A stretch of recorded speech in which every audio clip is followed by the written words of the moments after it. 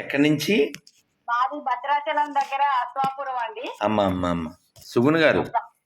సుగుణ గారిని నేను ఎంత అదృష్టవంతురాలు స్వామి. మీ నంబర్ ఎన్ని రోజుల నుంచి చూస్తున్నా, ఒక్కసారి స్వామితో మాట్లాడాలని. అమ్మ హనీ జాన్సన్ గారికి థ్యాంక్స్ చెప్పాలి స్వామి నేను.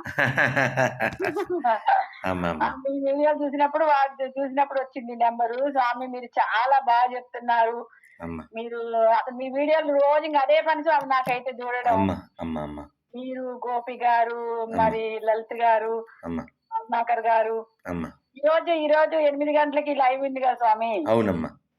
అదే అసలు ఇన్ని గ్రంథాలు, ఇన్ని పుస్తకాలు, 1000 పుస్తకాలు మనకుంటే వాళ్ళ యొక్క బైబిల్ పట్టుకొని ఏంది స్వామి మిమ్మల్ని అందరినీ పిచ్చి బూదులు తీర్చొస్తున్నారు.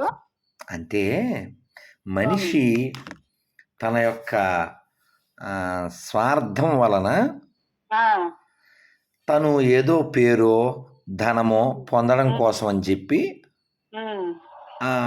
అతనికి దొరికిన సులభమైన మార్గంలోకి వెళ్తుంటాడు. అలాంటి వీక్ మైండెడ్ పీపుల్కి క్రైస్తవం సూటబుల్. అవును. ఇప్పుడు మనం బోల్డ్ నిషేధాలు చెప్తాం, అవును. వాళ్ళకి నిషేధాలు ఏం లేవు.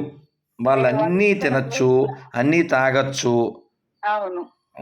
వాళ్ళకి నిషేధం ఏంటంటే మంచి ఒకటే నిషేధం, ముంచడం ఒకటే వాళ్ళకి అనుమతి. మరి మనకేమిటి తపస్సు ఉంది.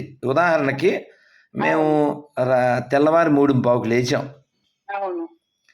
కళ్ళు మూసిపోతున్నాయి ఇప్పుడు. అయితే పొద్దున్న లేచి 3 దేవాలయాలకి వెళ్ళి హారతి చూసుకుని ఇంటికి వచ్చి స్వామికి అలంకారం చేసుకుని నివేదన చేసి మేడ మీదకి వెళ్ళి హోమం చేసి, ఇలా మనకి ఒక కట్టుబాటు నియమం ఉంది. ఉల్లిపాయ తినం, వెల్లుల్లిపాయ తినం, కాఫీ లేదు, టీ లేదు, ఇలా మాంసాహారం లేదు, ఇలా చాలా నియమాలతో జీవిస్తాం. మనకి నియమాలు ఏమున్నాయి? నీతి లేని వాడికి నియమం ఏముంటది? ఇప్పుడు వాడు దేన్ని వ్యతిరేకిస్తాడో దాన్ని వాడుకుంటూ ఉంటాడు.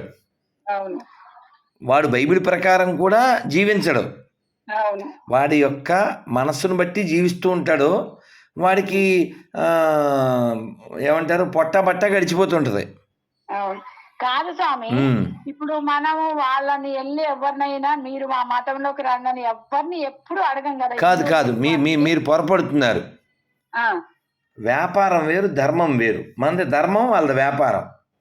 వాళ్ళు వచ్చి మన్నెందుకు అడుగుతారు? అదే మీరు భలే వాళ్ళండి. మీ సందు కాదమ్మా, మీ సందులోకి పాత సామాన్లు కొంటాం అనేవాడు రాకూడదా? రావచ్చు కానీ అడగకూడదు కదా. ఎందుకు అడగకూడదు? ఏమండి అమ్మగారు మీ ఇంట్లో ఏమన్నా పాత సామాన్లు ఉంటే ఇవ్వండి అని అడగచ్చు కదా.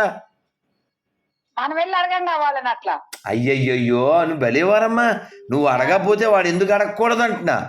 ప్రపంచంలో నమ్మకం పేరు మీద అమ్మకం చేసే మతం క్రైస్తవం. నన్ను అడిగితే వాళ్ళ వేలో వాళ్ళు చేసేది కరెక్టు. ఎందుకంటే వాళ్ళు దీన్ని ప్రపంచమంతా విస్తరించాలనుకున్నారు. దానికోసం ఎవరెవరిని పట్టుకుంటే పని అవుద్దో వాళ్ళు పట్టుకుంటున్నారు. ఇప్పుడు ఉదాహరణకి మనం పౌరుషానికి ప్రత్యేకగా కొందరిని చెప్పుకుంటాం. పౌరుషంలో మనం కొందరు పేర్లు చెప్పుకుంటే పరశురాముని చెప్పుకుంటాం.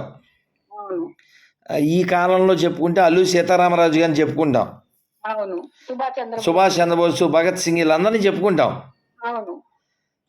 ఇప్పుడు అలాంటి పౌరుషం ఇంకా సైరా నరసింహారెడ్డి, ప్రతాపరుద్రుడు, ఇంకా ఎందరో, కొమరం భీం, ఎవరో ఒక్కరిద్దరుగా చాలామంది. ఈ పౌరుషం ఎవరికైతే లేదో, స్వాభిమానం ఎవరికైతే లేదో, నీతి ఎవరికి లేదో, స్వార్థం ఎవరికి ఉందో వాళ్ళు ఈజీగా కన్వర్ట్ అవుతారు. ఇప్పుడు మీరు నాతో కాఫీ తాగించగలరా? ఎందుకని? మీరేం విషం కాదుగా. మీరు తాగరు కాబట్టి. అంటే నియమం కలిగి ఉన్నాను నేను.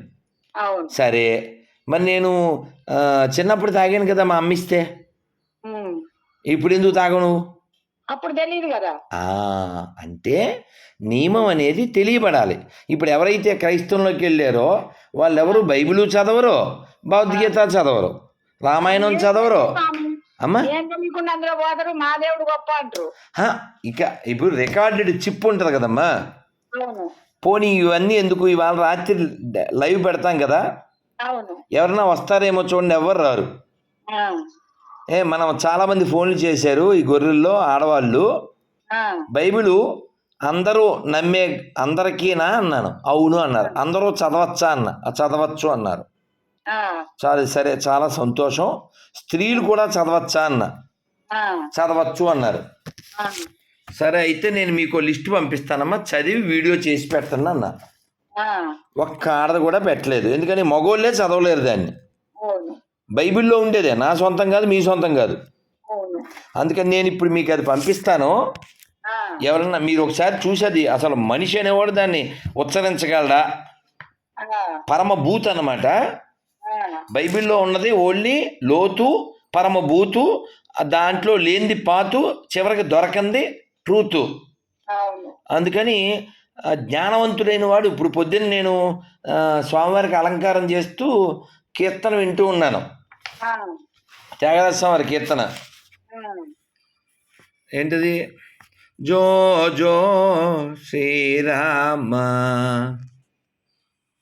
ఆనందవర్ధన, జో జో శ్రీరామ, ఆ, జో జో దశరథ బాల రామ, జో జో దశరథ బాల. ఇది ఎంత అమృతాన్నో కలిగి ఉన్నటువంటి కీర్తన. ఎవరు రచించారు? త్యాగరాజ స్వామి వారు.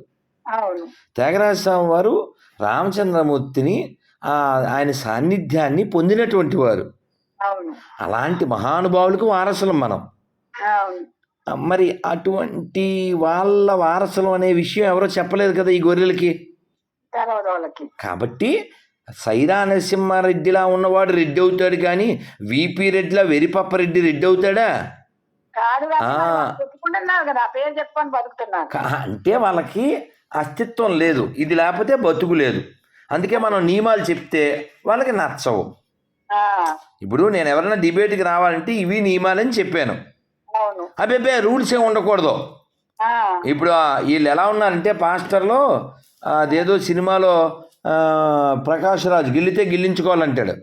అవును అలాగా వీళ్ళు విలన్స్ టైపు. వీళ్ళు ఏం చెప్తే అది మనం ఒప్పేసుకోవాలి, వీళ్ళు నెత్తి మీద కప్పేసుకుంటే కప్పేసుకోవాలి. వీళ్ళు దేన్ని చెక్కల 2 చెక్కల మీద ఎండిపోయిన శవాన్ని దేవుడు అనమంటే అనేయాలి. ఇది ఎందుకు వచ్చింది? జ్ఞానవంతులు జ్ఞానాన్ని పంచక. కాబట్టి తప్పు వాళ్ళది కాదని నా తీర్మానం. ఈ పొద్దున్న ఒక ఆవిడ ఫోన్ చేసి, గురుగారు ఇలా మత మార్పిడి జరిగిపోతున్నాయి ఎలాగా అందే. నేను అన్నాను, మీరేం చేయరా అందే. అమ్మ నేను చేసేది నా ఓపిక కొద్దీ చేస్తున్నాను, నువ్వేం చేస్తున్నావు? నువ్వు అమ్మాయి కాపురం, గాలి గోపురం, టీవీ సీరియల్ చూడడం మానేసావా? లేకపోతే మొగల రేకులు, ఇస్తరాకులు సీరియల్ చూడడం మానేసావా? నువ్వు ఎప్పుడైనా నీ పిల్లల్ని, చుట్టుపక్కల పిల్లల్ని కూర్చోబెట్టి ఎప్పుడైనా రామాయణం చెప్పావా? నువ్వు ఎప్పుడైనా రామకోట రాసావా? నువ్వు ఎప్పుడైనా రామాయణం చదివావా? నువ్వు ఎప్పుడైనా రామాయణం విన్నావా? వారానికి ఒకసారి గుడికి వెళ్ళావా? కాబట్టి ధర్మం పాడైతే తప్పు దోషం ఇతరులది కాదు, హిందువులదే అంతే. అమ్మా ఇప్పుడు అది కాదమ్మా, ఇప్పుడు ఇమ్యూనిటీ పవర్ అంటారు కదా, రోగం ఎవరికి వస్తుంది? ఇమ్యూనిటీ పవర్ లేని వాళ్ళకి వస్తుంది. క్రైస్తవం ఎవరికి ఎక్కుతుంది? కమ్యూనిటీ పవర్ లేని వాళ్ళకి ఎక్కుతుంది. కానీ నీతి లేని వాళ్ళుగా వాళ్ళు ఉన్నారు కాబట్టి వాళ్ళకి ఈజీగా క్రైస్తవం ఎక్కింది. కాబట్టి వాళ్ళ దోషం ఏం లేదు, మీదే దోషం. అది అంతే. ఇది కంక్లూషన్. అమ్మా నేను స్వామికి పూజ చేయాలి, ఉన్నానా? అమ్మ హరే కృష్ణ, హరే కృష్ణ, హరే కృష్ణ.